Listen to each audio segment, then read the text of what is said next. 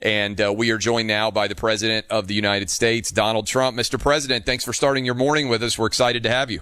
Well, thank you very much, Clay. It's an honor. You have a great show. Well, I appreciate that. Now, I know you're a longtime sports fan, so there's a lot of things I want to get into with you.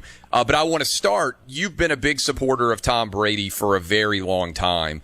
What were your thoughts when he decided to move to Tampa Bay, and what do you think he's going to be capable of down there? Will you be rooting for him?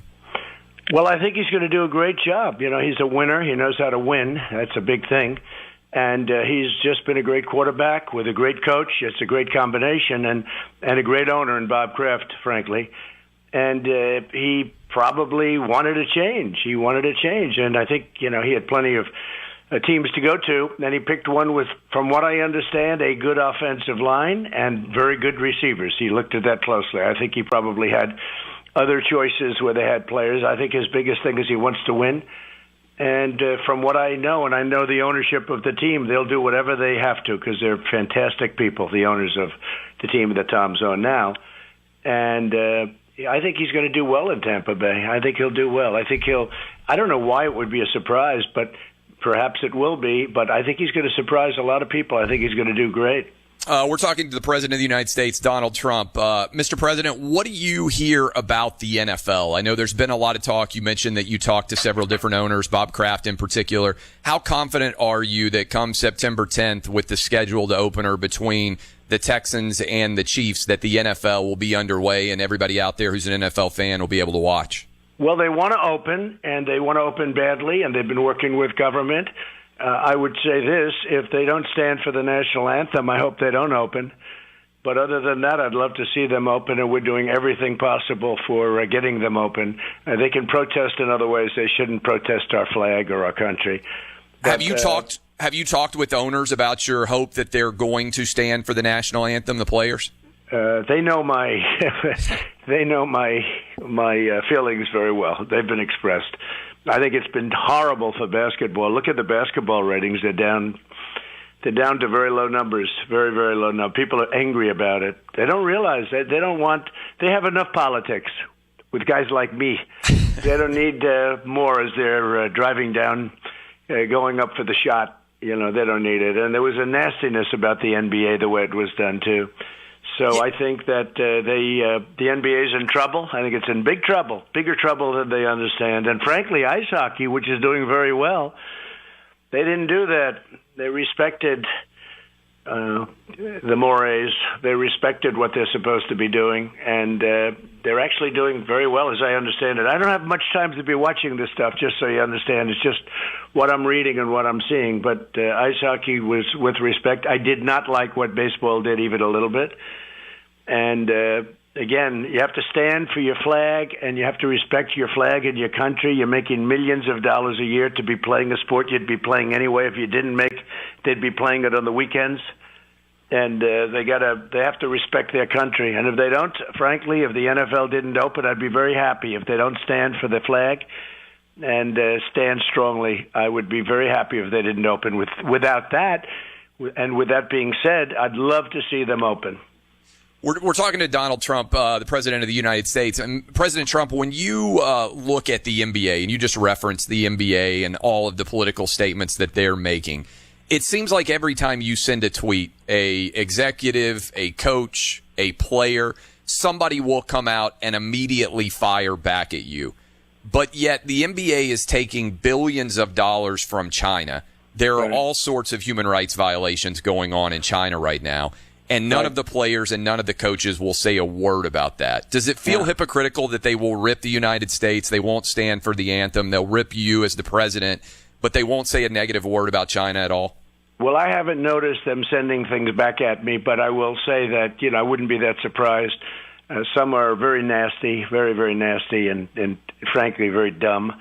But I haven't noticed that. But I will say this, the way they catered to China, the way they bowed to China, it's a disgrace, frankly. And they make a lot more money here than they do from China. But we have a system that allows you to disrespect your system, and that's too bad for them. Too bad for them. They don't appreciate what they have here. But no, what they did with China and what China did to us with the with the China virus and the rest of the world, by the way. The whole rest of the world. They stopped it from going in and spreading in China, but they didn't stop it from spreading in the U.S. and in other parts of the world, including Europe, but other parts in the world, 188 countries. So I watched that whole thing with the general manager of the team. Was it Houston? Yeah, Daryl Morey, the general manager, who said that he wanted to free Hong Kong. And speaking of Hong Kong, right now you've got, I see the front page of the Wall Street Journal, that China went in and arrested a ton of pro-democracy media members, including Jimmy Lai, I believe, who is one of the most active participants in all of the Hong Kong democracy movement. For people out there who aren't paying attention, why should Americans care about what China's doing in Hong Kong and maybe the threats to Taiwan as well? Well, look, for years, Hong Kong was making a lot of money that we could have been making in the New York Stock Exchange and our great exchanges. We have the biggest exchanges. We have the great dollar, which I've made stronger, much stronger than it used to be. I hope people recognize that in the world of sports. Our country is in good shape, and we're coming back so strong. It's incredible when you look at the numbers that we're producing and putting up. We're coming back very strong. And we saved millions and millions of lives by closing down and restarting. But I will say that with Hong Kong, we gave tremendous incentives and cost us a fortune to keep Hong Kong viable and going. And now what we've done, I've ended everything. I've ended all of that. There is no incentive whatsoever. We're not sending money through incentives back to Hong Kong. We're going to make a lot more money because they're not going to be competitive. It won't be a competitive market. Can't be with the government running it. So they're going to have a different kind of a deal, and we're not participating from the standpoint of we're not spending billions of dollars on making life comfortable with them for freedom. And that was okay. We'd do that if they were free, but they're not free. It's a part when you look. Take a look at a map. It's attached to China, so it's a little bit tough from certain standpoints. But we will do very well by not having a good competitor. I guess it'll be a competitor, but on a much smaller scale. I know you have a good relationship with Chairman Xi over in China, but you mentioned the China virus, the virus that has obviously swept around the nation. You mentioned Hong Kong and the challenge to democracy there. Do you feel a bit disappointed in your friend Chairman Xi and how he has responded with China, with the virus, and also with Hong Kong? Well, I used to have a very good relationship with him. We made a trade deal. It was a great deal for us. Look, China's ripped off our country for 30 years like nobody's ever done anything like what they've done. And we had a bunch of people sitting in the office that I'm in now that allowed it to happen. We were losing $500 billion, $600 billion, not million, $billion a year in trade with China. The deficit was massive, probably averaged $200 or $300 billion over many years. We helped rebuild China. Look, if it wasn't for us, they wouldn't have China as you know it today. We gave so much money so stupidly. How these people allowed it to happen. And I came in and I charged them 25% tariffs and even more than that. But I had a great relationship with President Xi. I like him, but I don't feel the same way now. Every once in a while you will say, and you've had it very well. And Clay, I understand. I know you indirectly. I know you, and you have your likes and dislikes very strongly. So do I. But I didn't like what took place. This is not trade. This is 1,000 times a trade deal. What happened with all of the death and all of the world. The world had to shut down. It's a disgrace what happened. You look at some of these countries in Europe were just devastated. Look at what's going on in Africa with this horrible disease. So, I certainly feel differently. I had a very, very good relationship, and I haven't spoken to him in a long time. It's a much different. We have a much different relationship with China now than we did for years, where they ripped us off, and then I stopped that. They were having the worst year they had in 67 years because I charged them tariffs, and we were making a lot of money. I was giving a lot of money to farmers. They were targeting farmers. I gave $28 billion. That was the amount, and it came all out of China. And the farmers are doing great because of it. Otherwise, they would have been all out of business. But, I treated them as you would do it. but I still had a good relationship. But once the plague came in from China, I call it the plague. But once the plague came in from China, the relationship changed. No question about it. It would be hard to believe that it wouldn't change. We're talking to the President of the United States, Donald Trump. Mr. President, much less serious in terms of the plague, although the virus is impacting many different parts of sports in America, including potentially college football. I know you're a big college football fan. You went to the LSU-Alabama game this past year, Joe Burrow against Tua Tagovailoa, great game. You went to the national title game where Clemson played against LSU. Why is it important for college football to be played, and what do you think you can do to help that happen? Well, first of all, those people, the people in that sport, it's just like incredible people. And, like some of the coaches like Nick Saban and Coach O. How about Coach O? He's amazing. He's central casting, right? You're doing a football movie, you got to pick him as your coach, right? And put him in the movie. And Lou Holtz is just a fantastic guy, a friend of mine. He's been a supporter from the beginning. And, just so many others. They're just great people. And they want to play football, and they know better than anyone else. The other thing is, and somebody was explaining, I had actually one of the great doctors. He said, these people are so powerful and so strong, and not lots of body fat, although you could take a couple of offensive linemen perhaps and dispute that, but not a lot of body fat, maybe none in some cases, and they're very healthy people. People don't realize it's a tiny percentage of people that get sick, and they're old. It just attacks old people, especially old people with bad heart, diabetes, or some kind of a physical problem, a weight problem. Isn't it wonderful that I'm of a perfect physical specimen? It's so great. Yeah, you're 3% body fat, right? That's right. I was 0%. Didn't I have 0%? Somebody said I had 0% body fat. Wouldn't that be nice? Yeah. But this attacks older people very viciously, by the way. It can be if it's the wrong person. But, these football players are very young, strong people. And physically, they're physically in extraordinary shape. So they're not going to have a problem. You're not going to see people, could it happen? But I doubt it. You're not going to see people dying. And many people get it, and they have, like kids, they get it. They have the sniffles. Young kids, almost none have a serious problem with it. Literally, you look, I think they said the state of California, almost nobody that's young had zero, had a problem with, meaning a serious problem with this disease. They get better very quickly if they get it at all. So I think football's making a tragic mistake. And, it's interesting. When it opens, when I went to that game, it was incredible. I went to a couple of them, and I never really did the big-time college football. I went to an Ivy League school. It wasn't quite the same. But when I went to Alabama and I went to LSU, and, these stadiums are massive. You have no idea about that. It's much bigger crowds in the NFL. In the NFL, you'll have 60. And here we had, I think, 115,000 people. And you go to see these games, and it's brilliant football. It's great football. It's the atmosphere. There's nothing like it. And you can't have empty seats. If I had 5 empty seats, for instance, they said when I do a rally, sir, the reason I won't do them because you can't have 1 seat and then 7 around that seat, sir, have to be empty. Oh, that'll look great. You have one person and everything's fake empty around them. You can't do that. And I'm not sure that college football can do it, but we'll have to see. Some sports I see. I think golf has not been hurt visually in fact, I think golf looks more beautiful if you want to know the truth.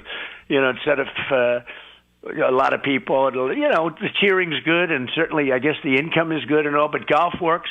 What works is UFC works very well. UFC, I watched that the other night, and they light up the stage, they light up the cage, and it's really bright. They darken the arena, maybe put a little silk around it, who knows, but that works. And other sports don't work. Basketball's not working. I think basketball's not working because of the way they treated our flag and our anthem, if you want to know the truth. But it doesn't seem to have anything. I looked at it, and I couldn't watch it. And baseball, I haven't made a ruling on that yet in terms of my own. I haven't had much of a chance to watch it. But some sports are working okay and some sports aren't. But I thought golf looked really good for the PGA. I didn't miss the fans, and I think that probably UFC was a very good one. I am not impressed. Somebody told me hockey works okay. And but those sports are meant more for fans. I really believe that. I think they're meant more for fans. I think basketball is going to need its fans back. From what I'm seeing, it looks very dull.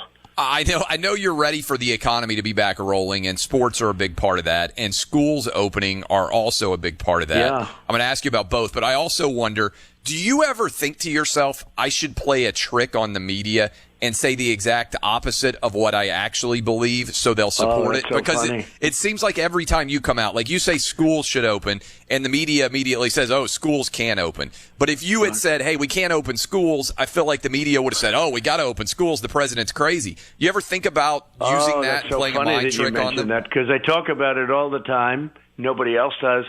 I say, look, I could have had the wall built very easy. We're building a wall, but it was getting it was pulling teeth. And the Democrats opposed, et cetera, like, you watch that, and now it's being built. We're up to 277 miles. It'll be done by the end of the year, a little bit after the end of the year. It's incredible the impact it's had. Anyway, if I would have said, I don't want a wall, they would have given it to immediately. This hydroxychloroquine, a lot of doctors swear by it. By my saying it's good. I took it for 2 weeks. There was a little outbreak around Washington, and I said, let me have something. And I took it for 2 weeks, and it was fine. It was great. I didn't have it. I didn't get it. And I had no problem whatsoever with it. It's been around for a long time. It's a malaria pill, actually, and lupus, and it causes no problem. But as soon as I came out with it, they said, oh, it doesn't work. And they went crazy. They still are on Twitter. It's number one all the time, which is phony. It's number one all the time in trending hydroxy, negative hydroxy stuff. If I would have said, I don't believe in hydroxychloroquine, it's terrible, with zinc and with, the Z-Pak, zithromycin. If I would have said, I don't believe in it, it doesn't work, it would be the hottest thing going right now. No, I say it all the time. We could say it about a lot of different things.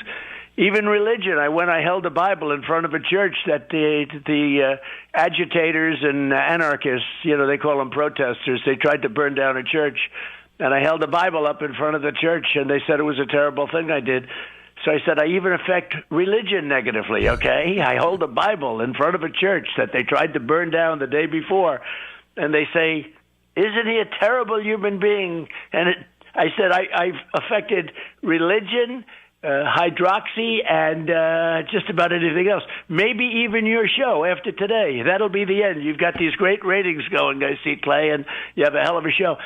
Maybe I will have destroyed your show, but the end result? Our country now is so strong. Our military has been rebuilt. Our taxes have been cut way back, and regulations, and what I've done for the vets, nobody's ever done. Nobody's ever even come close to doing. And, so many other things. We've done more than anybody, including even Space Force, right? Force. So we've done a lot, but we have to fight hard.